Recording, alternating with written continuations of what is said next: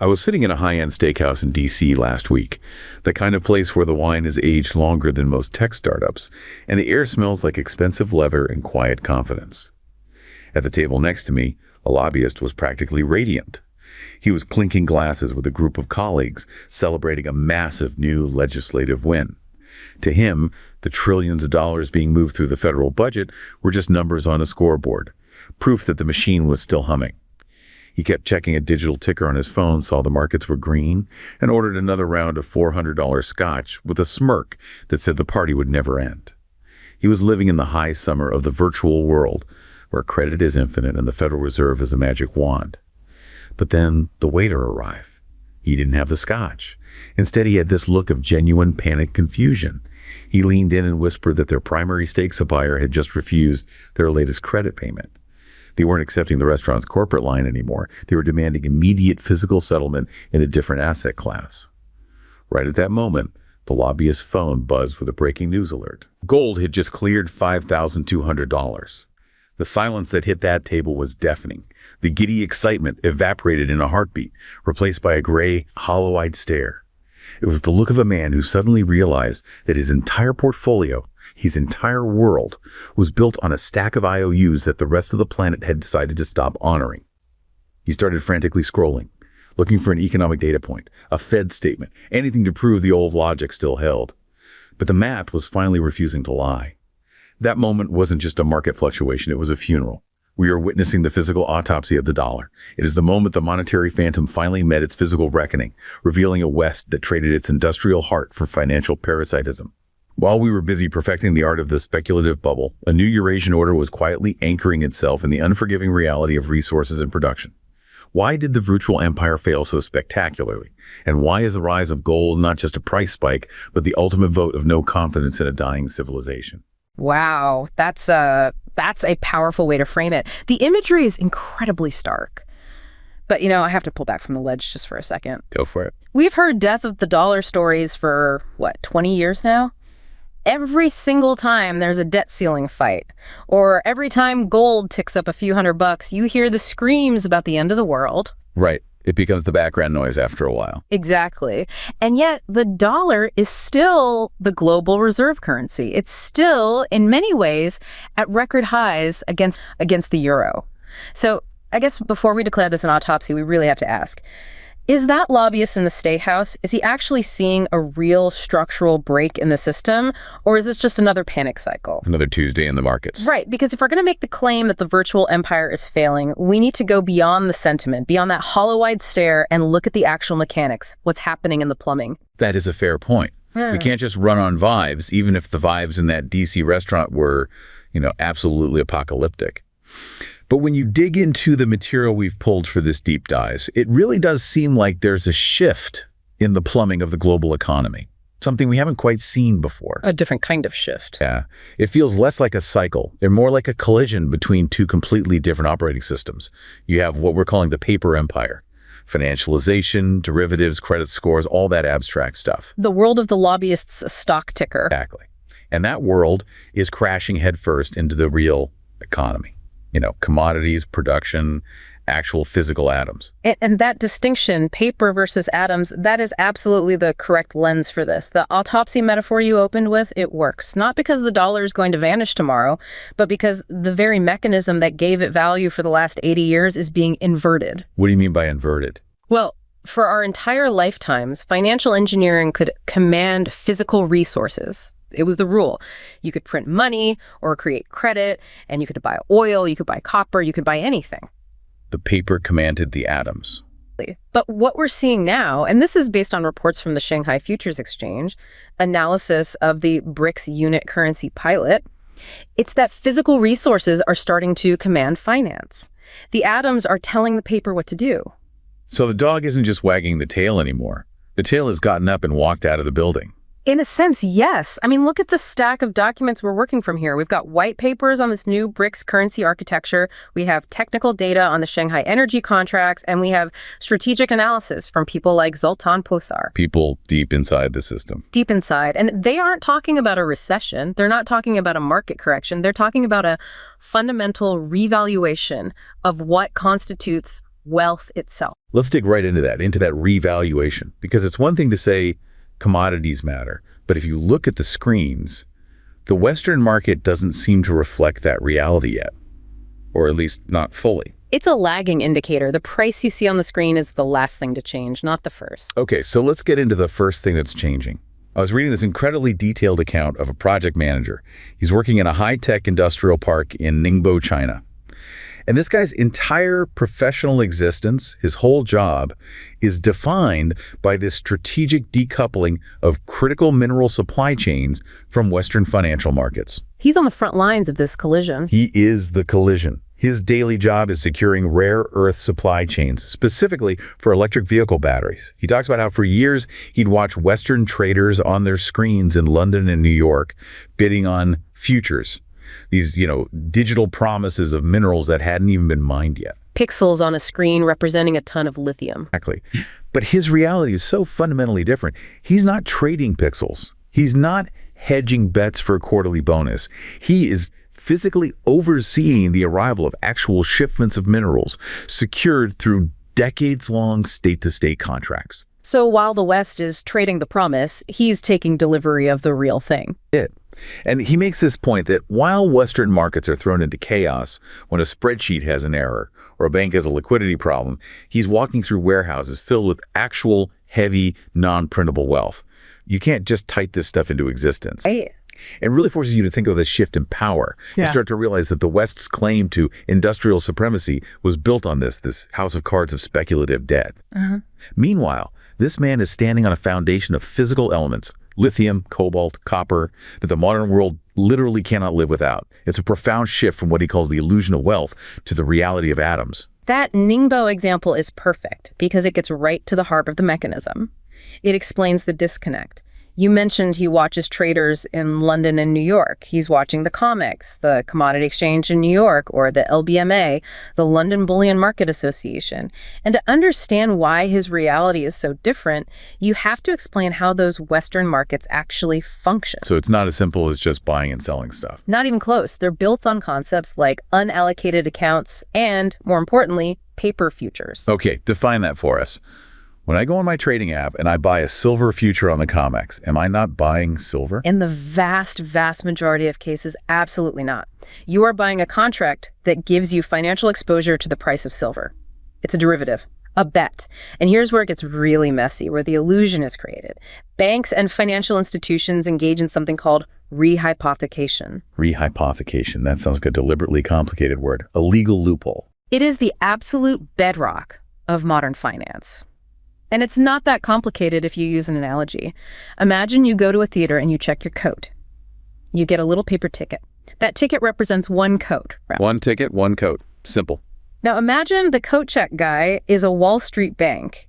He takes your one coat and he issues 100 identical tickets for it. He's betting that on any given night, only 1 or 2 people will actually come to claim their coat. The other 98 people will just stand around outside, trading the tickets back and forth, speculating on the value of the coat. That sounds fine, until the play ends and all 100 people show up at the same time demanding their coat. Exactly. And that is the Western silver market. The leverage ratios, the number of paper claims for every 1 ounce of actual physical metal in the vaults, are estimated to be incredibly high. Sometimes you see figures like 100 to 1 or even higher. 100 tickets for every coat. At least. Now, the banks will tell you this provides liquidity. It makes it easy to trade. But what it really does is it artificially suppresses the price. You've created a fake supply of silver out of thin air with all these paper tickets. So the price of silver I see on the screen in New York, it's not the price of the metal, it's the price of the ticket.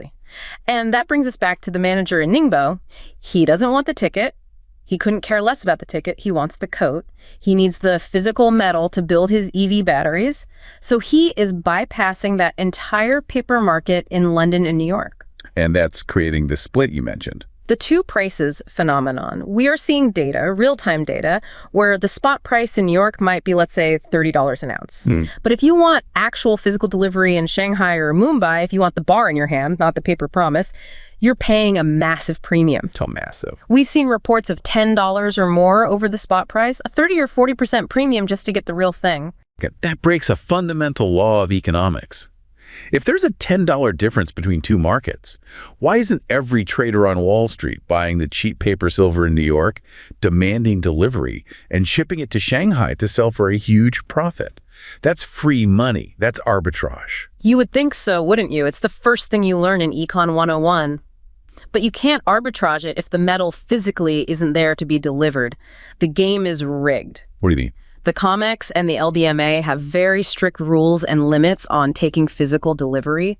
It is incredibly difficult and expensive to actually get large quantities of metal out of their system. They can settle you in cash, they can delay, they can make it so painful that you just give up and sell your paper contract. So they could just say, sorry, we don't have the coat, but here's the cash value of your ticket. And that's often what happens, but there's an even deeper issue. The inventory that the West claims to have in these vaults, it's often what's called encumbered. It's already been promised to multiple people through leasing. You could lease gold and silver. Absolutely. Central banks and the big bullion banks lease their metal to each other all the time to earn a tiny bit of interest.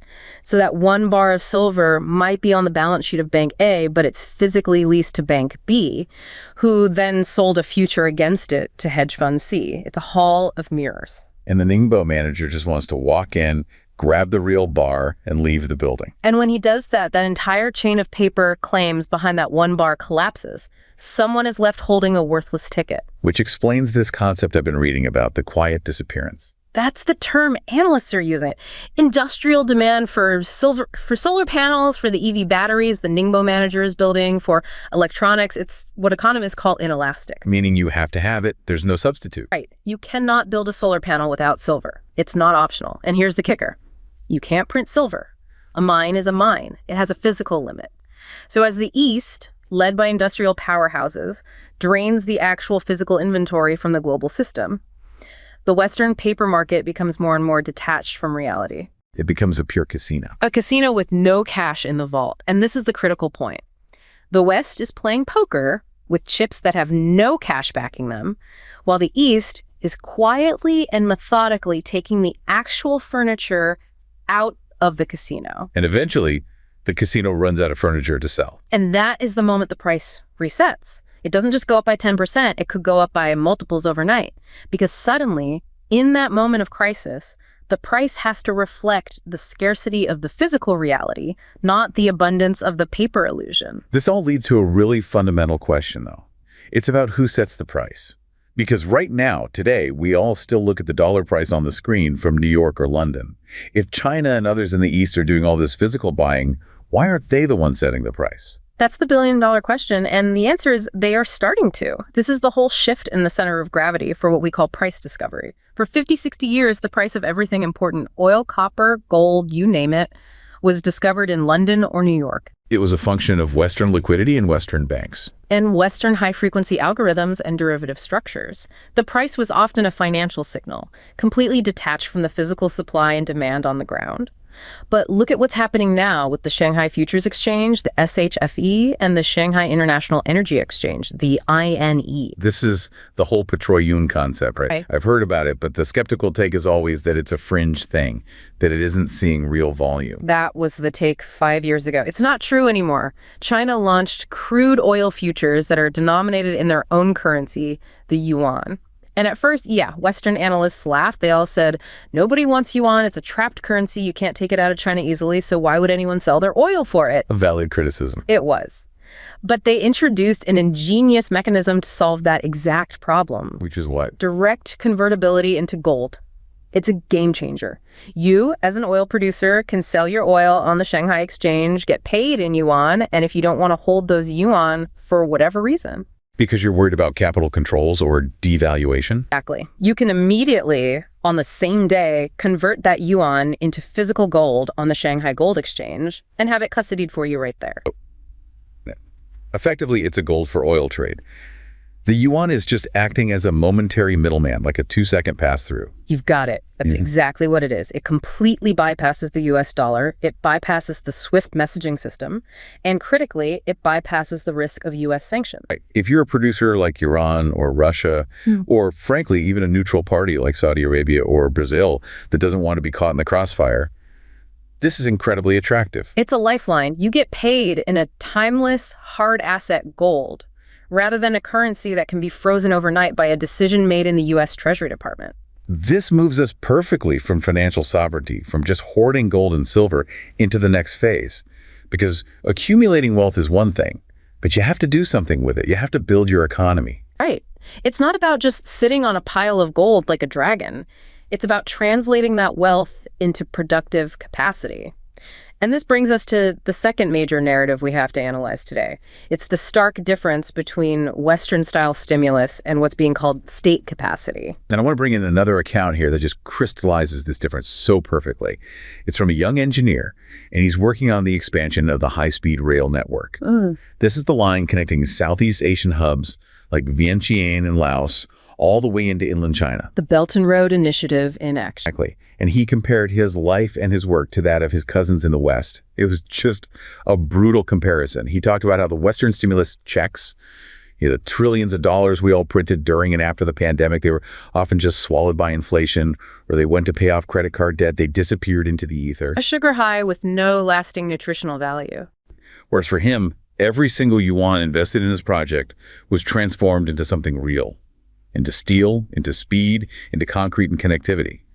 He describes state capacity not as some political buzzword from a textbook, but as the literal physical ability to move a mountain so a train can pass through, shortening a 10-hour truck journey to a 2-hour train ride. That's a productivity revolution. It's enormous. Yeah. He says this isn't just about infrastructure. It's a massive engine for intergenerational mobility. It creates real, measurable productivity.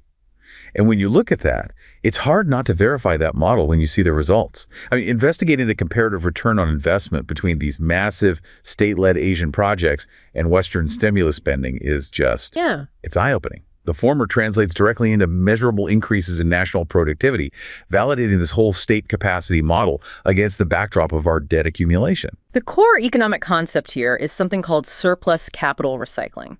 And it's something the West used to be the master of back in the 19th and early 20th centuries, but has, for the most part, forgotten how to do. Break that down. Surplus capital recycling. Okay, so when a country like China runs a massive trade surplus, meaning it sells way more stuff to the world than it buys from the world, it accumulates a huge pile of capital, foreign currency. Right. Trillions of dollars. Trillions. Now, it has a choice. What does it do with that capital?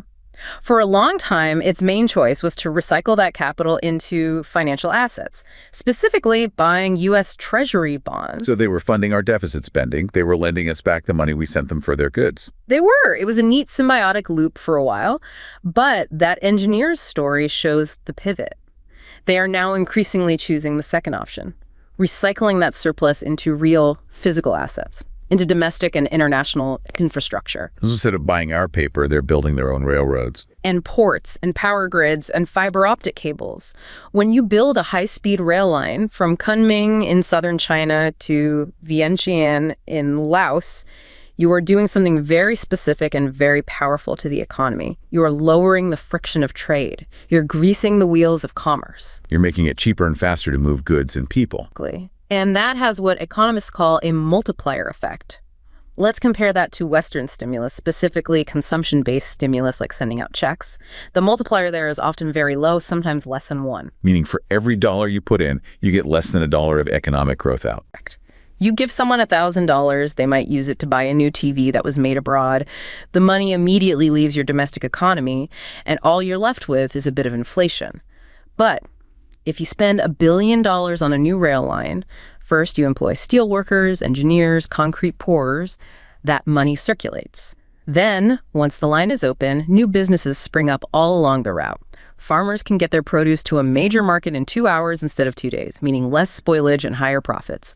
The ROI, the return on investment, it compounds for decades. Okay, but the immediate counter-argument from any critic would be, wait a minute, China has ghost cities. They have bridges to nowhere. Isn't a lot of this just wasteful spending to keep employment numbers up and cook the GDP books? That is the standard, and frankly, sometimes valid critique. Of course, in any system this large, moving this fast, there is going to be malinvestment. There will be mistakes.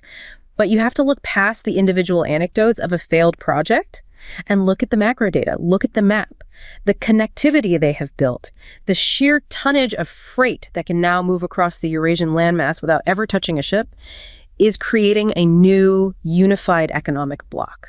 And what about the debt trap narrative? That's the other major critique. The idea that this is all a predatory scheme to lend money to poor countries just so China can seize their ports when they inevitably default. Right. And that narrative is very powerful in the West. But again, when you dig into the numbers, it gets a lot more complicated. If you look at specific cases that are always cited, like Sri Lanka or many countries across Africa, the total debt they owe to Western multilateral institutions like the IMF and World Bank, or to private Western bondholders, often dwarfs the amount they owe to China. So China isn't even their biggest creditor in many of these cases. Often not. And the asset seizure model, this idea of them taking over the port, is actually incredibly rare. It's happened, but it's not the primary strategy. Think about it logically. The goal isn't to own a bankrupt port in a struggling country. That's a headache. The goal is to ensure that port is efficient and integrated into the Chinese global supply chain.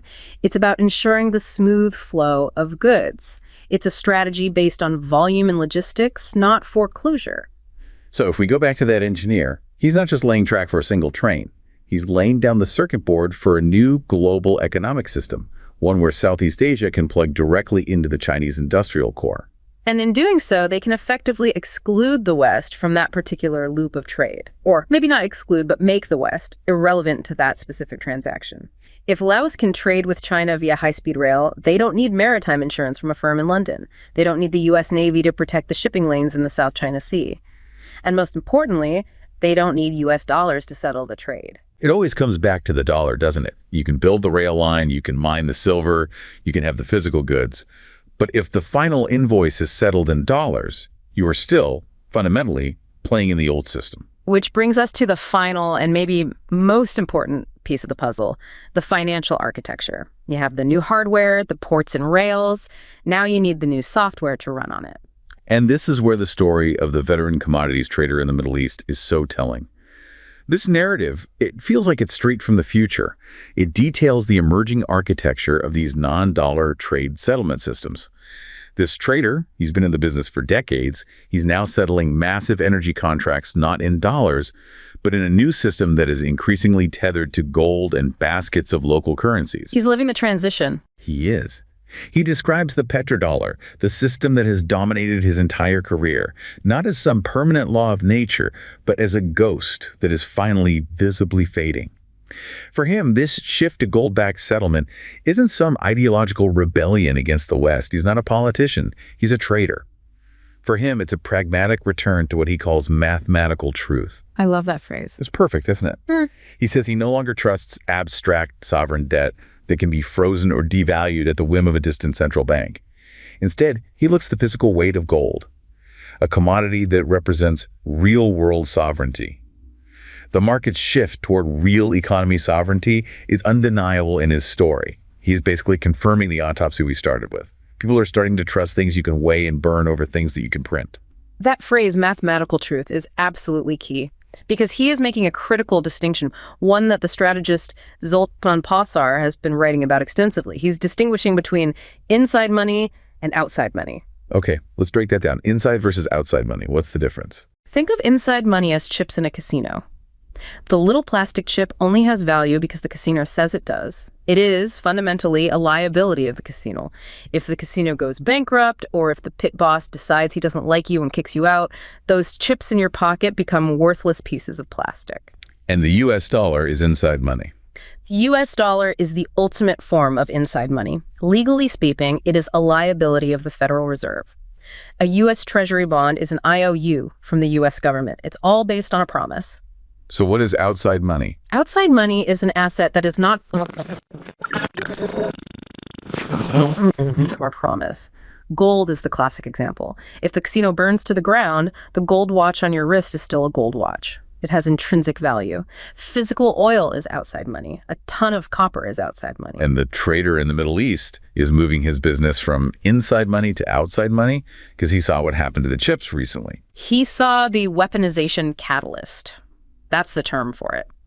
When the G7 countries moved to freeze $300 billion of Russia's central bank reserves, it sent a shockwave through the entire global financial system. It sent a very clear message to every nation in the global south, every nation that isn't in that core Western club. And the message was? The message was, your chips are only safe as long as you follow our rules. The moment you step out of line, we can turn off your savings account. For a sovereign nation, for a trader in the Middle East, for a central bank in Brazil or India, that is a completely unacceptable risk. You cannot run your country if your national savings can be vaporized by a foreign power.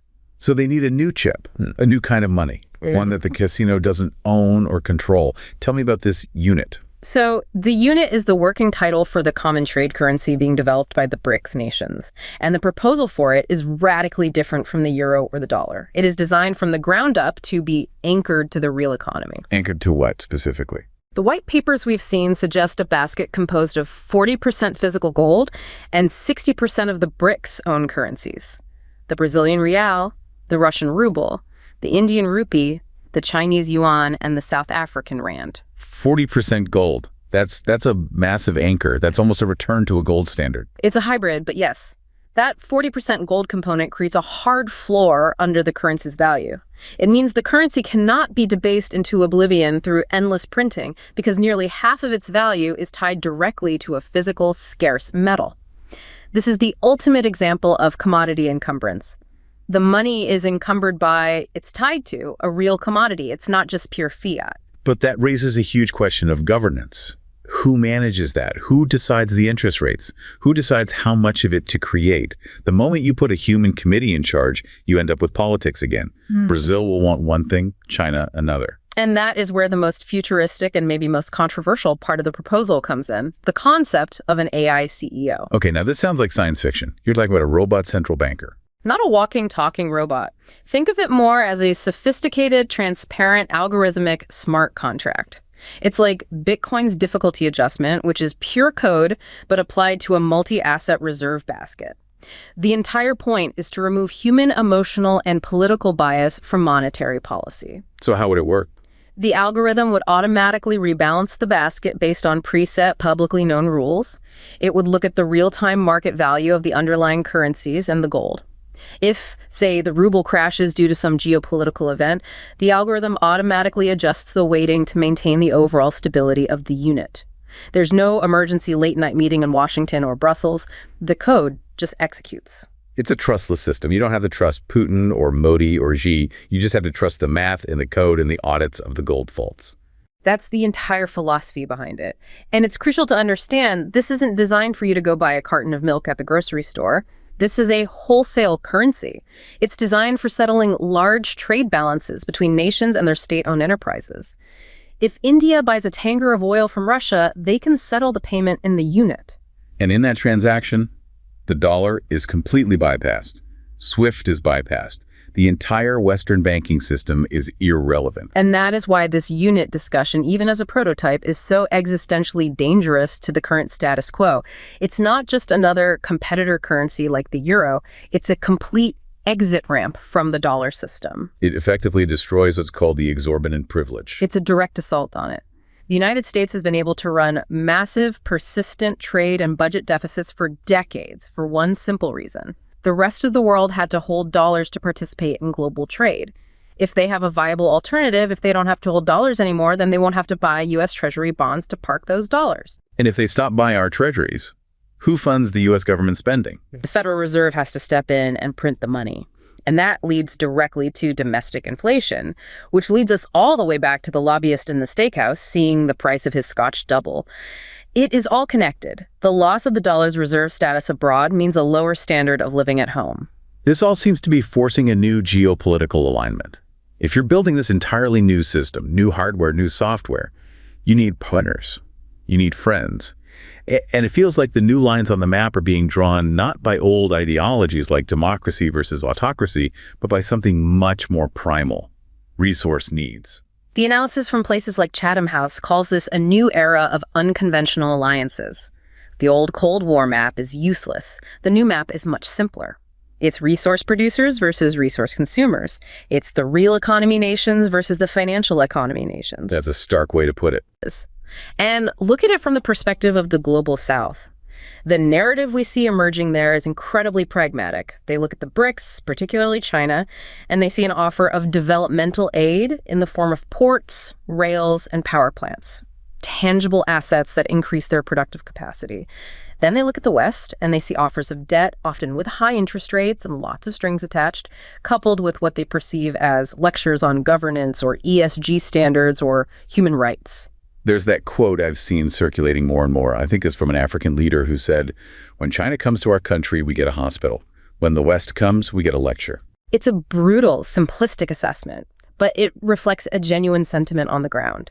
The state capacity model that we talked about with the engineer in Laos, that raw ability to get big things done fast, is incredibly attractive to developing nations. They want to industrialize. They want to replicate that speed. And the circular economy standards, China is now exporting things like high-efficiency power grids, recycling technology. It actually fits their resource constraints much better than the disposable high-consumption model of the West. So let's try to synthesize all of this. Let's bring it back to where we started. We have the paper empire having a quiet meltdown in a DC steakhouse, and at the same time we have the real economy rising in a warehouse in Ningbo, on a new rail line in Laos, and on a commodities trading desk in the Middle East. The collision between these two worlds is no longer a future possibility. It's happening right now. And the autopsy of the dollar isn't about the death of a country or a people. It's about the death of an economic paradigm. We are witnessing, in real time, the end of a world where finance leads production. We are entering a world where production commands finance. You can't print atoms. You can't print atoms. And when the music stops, as it did for that lobbyist, the only thing that truly matters is what you can physically hold, what you can use, or what you can trade. The monetary phantom of the last 50 years has been exorcised. The unforgiving reality of gold, commodities, and industrial capacity is the new baseline. It's a sobering reality check. Mm-hmm. But maybe it's the one we needed to have. We spent a long time as an economy living in the abstract, living in the cloud. Maybe it's time to touch the ground again. The ground is where the value has always been. And for those who have been paying attention, the shift has already happened. The rest of the world is just waiting for the final bill to arrive.